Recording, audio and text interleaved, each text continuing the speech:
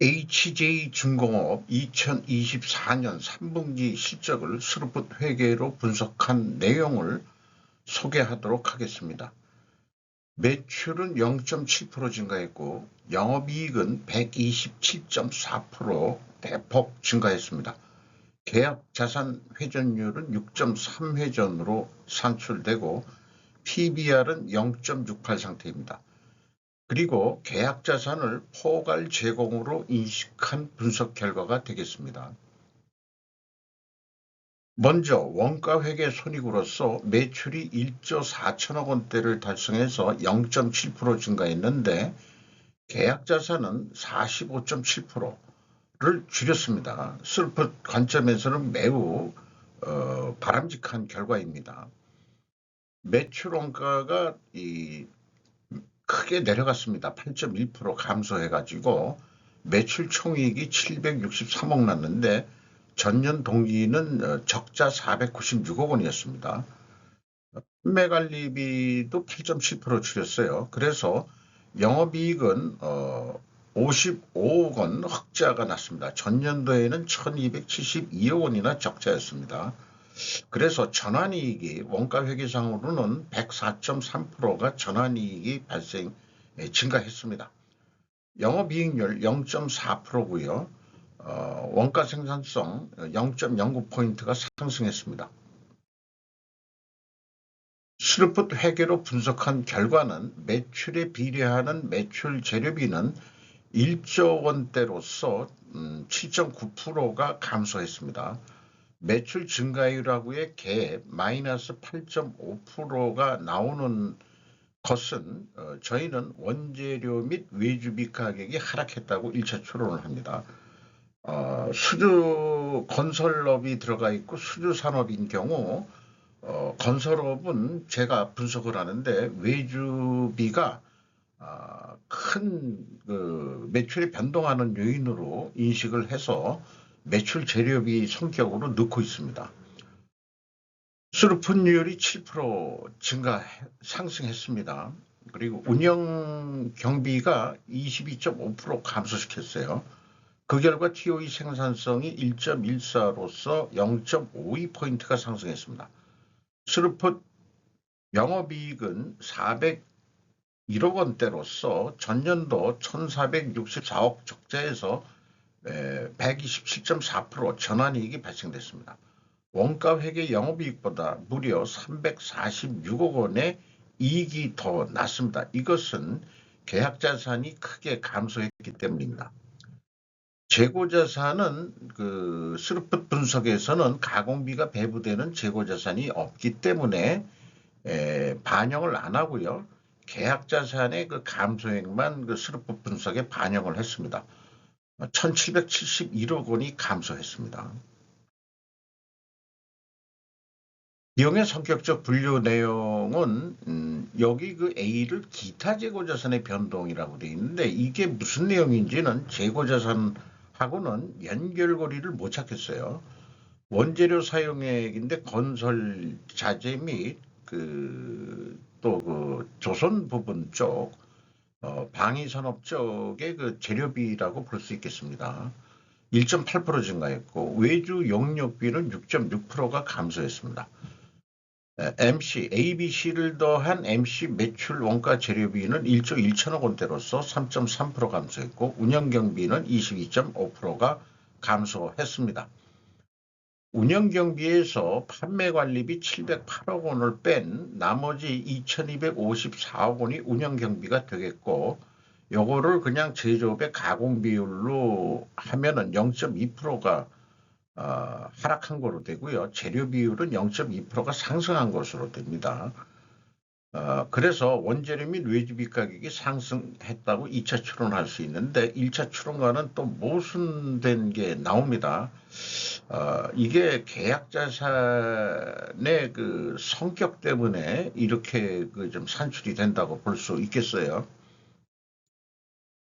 1단계 재고자산 명세의 증감이 있고 그 다음에 이 비성분의 재고자산의 증감이 있는데 먼저 말씀드린 대로 이 금액이 의미하는 바가 무엇인지 찾을 길은 없습니다.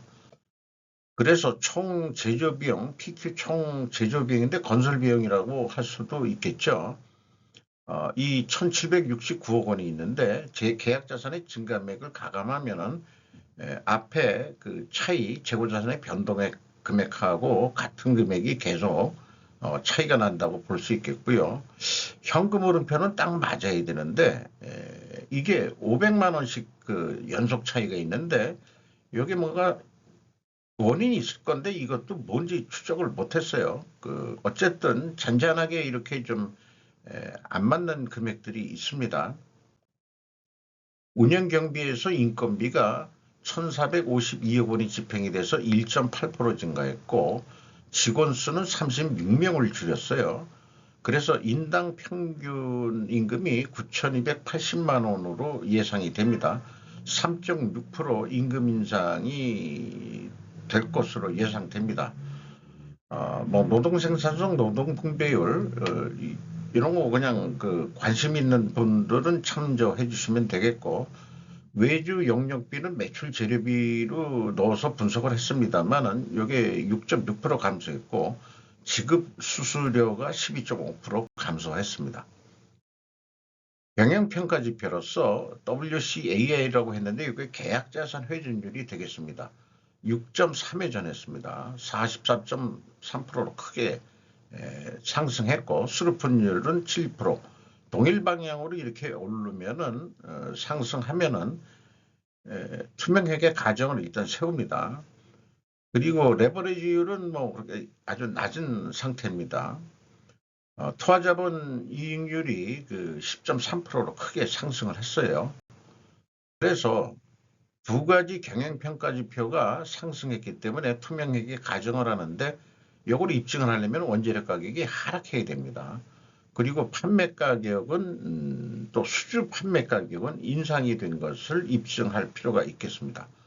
또한 이 재고 회전율을 결국 계약자산 회전율로 또 수량상으로도 산출해 볼 필요가 있습니다. 외부에서는 할 방법은 없어요.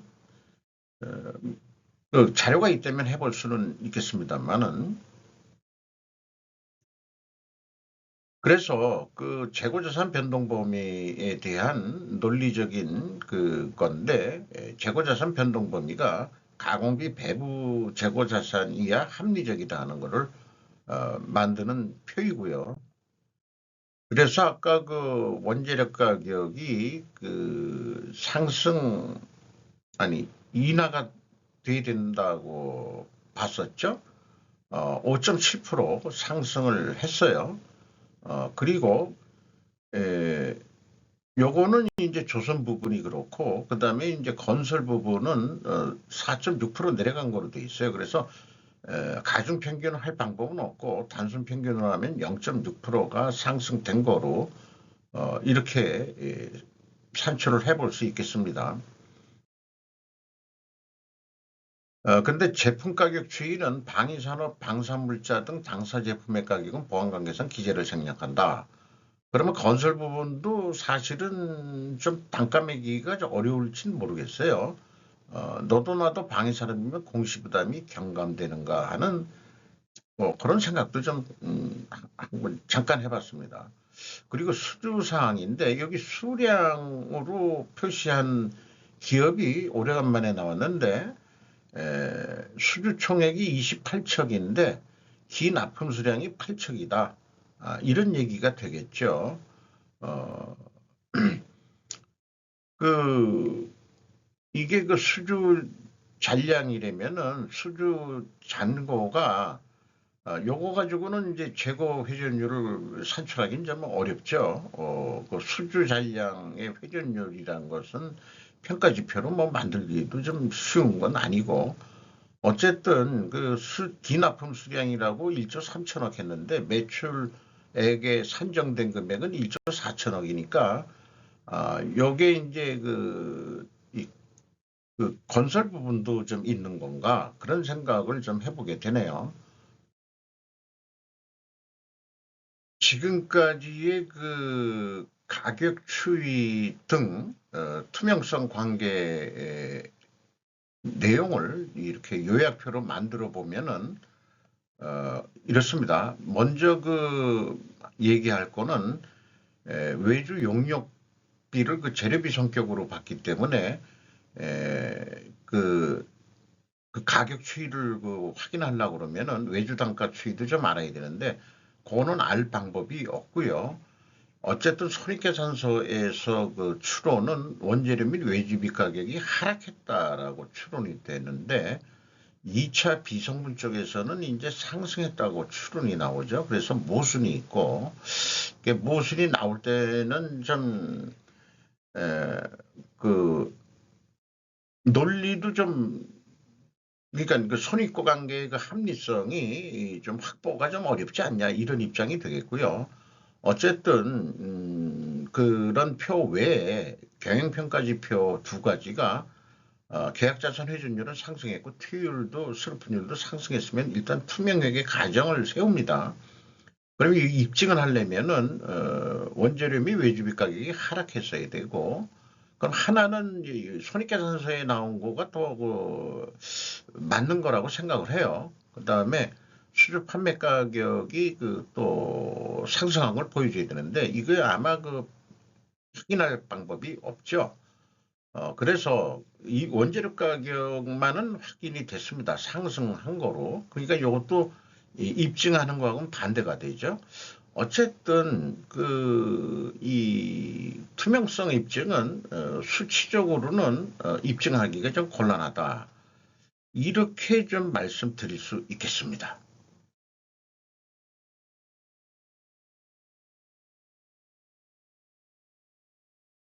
2023년도 매출 실적에 의한 진도율을 보면은 3분기면은 75% 정도 돼야 되는데 65% 수준뿐이 되질 않아요. 그럼에도 불구하고 흑자를 냈다는 거. 그것은 이제 스루퍼스로 분석한 계약 자산의 감소 때문에 그렇게 발생이 됐다고 볼 수 있겠습니다. 오늘 판매된 만큼 내일도 판매될 것이라는 그런 단순 논리를 가지고 연간 매출액을 예측해 보면은 1조 한 7,569억 원 정도 하겠다. 1 더하기 25% 산식으로 예측을 합니다. 운영경비 기준으로 해서 그렇고요. 이 운영경비에다가 프로핏을 더한 금액을 이 스루픈율로 나누면은 1조 7천억 원이 나오게 되겠습니다. 매출 재료비 기준으로도 동일한 방법으로 산출이 될 수 있겠습니다. 그래서 그게 한 연말에 1조 7,500억을 한다면 한 432억 정도 이익이 날 것 같다. 네, 연간 재고 회전율이 8.4회전으로 예상이 되는데 조금만 더 노력해서 9회전 좀 해보자. 그렇게 되면은 기존에 수주한 거를 빨리 끝낸다 하는 개념이 되겠죠. 그러면은 추가 매출이 더 늘어나서 1조 8천억 정도를 하게 되면은 운영 경비도 조금 더 오르겠죠. 더 생산을 더 해내고 그렇게 된다면은 그 비율대로 올라간다고 이렇게 보는 겁니다. 그러면은 한 736억 원의 이익이 날 수 있다. 이렇게 이제 볼 수 있겠어요. 계약 자산을 포괄 제공으로 보니까 재고 감소했다고 봤을 때 재고 회전율 상승한 거 이미 확인이 됐고 그다음에 이 원가 회계 영업이익보다는 이익이 증가합니다. 그리고 판매가는 원가액보다 높게 나오게 되어 있습니다. 주가는 3,000원으로서 650원이 하락했고요. PBR은 0.68 상태입니다. 그리고 5% 이상 주주명을 보면은 HJ중공업이 옛날에 한진중공업이었는데 이게 매각을 한 것 같습니다. 최대 주주가 에코프라임 마린 퍼시픽 유한회사라고 66.85% 지분을 가지고 있고요. 이 회사가 새 주인이 된 것 같습니다. 그 다음에 리잘 커머셜 뱅크라는 뱅킹이라는 데가 7.19%, 랜드뱅크 오브 필리핀, 요거는 이제 옛날에 한진중공업이 슈빅만에 있었던 조선소, 부산에도 조금 남아있는 게 있습니다만은, 필리핀 은행이 또 5% 정도 가지고 있네요. 그리고 외국인 전체는 16.9%. 요 두 군데가 합쳐진 건지 여부는 잘 모르겠어요. 아마 근데 요거는 그게 아니고 외국인 투자기관일 것 같습니다. HJ중공업 간단하게 이렇게 좀 분석을 한 내용을 소개해 드렸습니다. 구독, 좋아요 부탁드리겠어요.